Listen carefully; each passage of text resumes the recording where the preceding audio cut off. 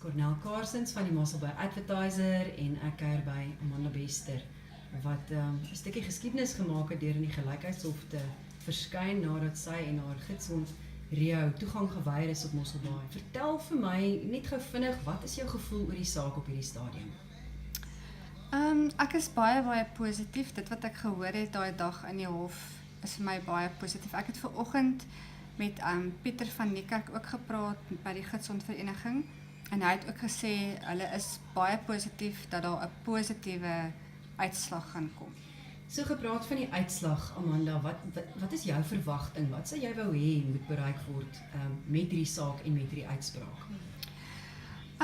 Ek sal graag wil hê dat definitief dat daar baie meer bewusmaking gedoen moet word.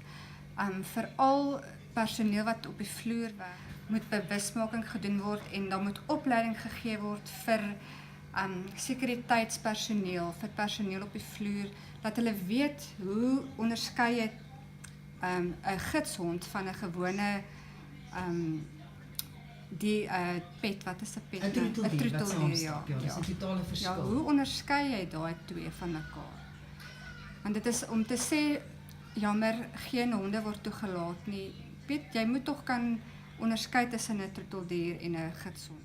Amanda, toe ons laas gesels het, nadat jy toegang geweier is, onthou ek dat Rio nog nie lank in jou lewe was nie.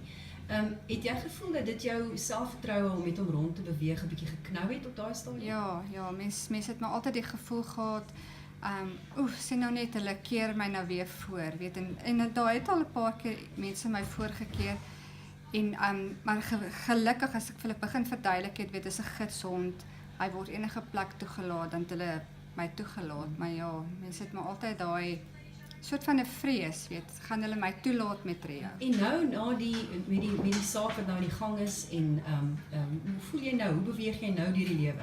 Het jy meer selfvertroue nou, dat jy weet die dinge is aan die gang en die saak is aan die gang?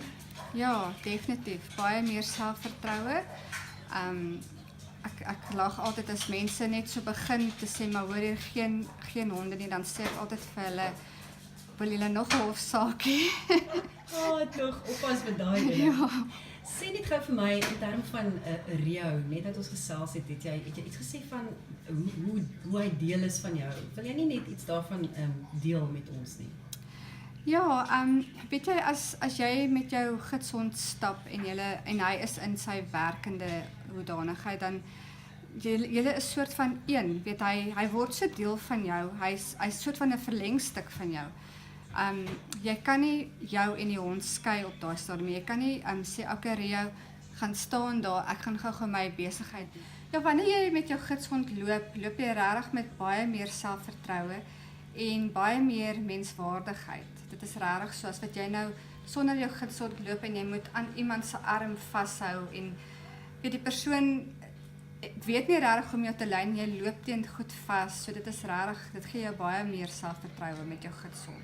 Kan ek dit waag om te sê dat dan voel jy amper gestremd en met jou hond voel jy bemagtig? Ja, want jy kan met jou kop omhoog loop. En hier is ons natuurlik by die held van hierdie storie, en dis Rio.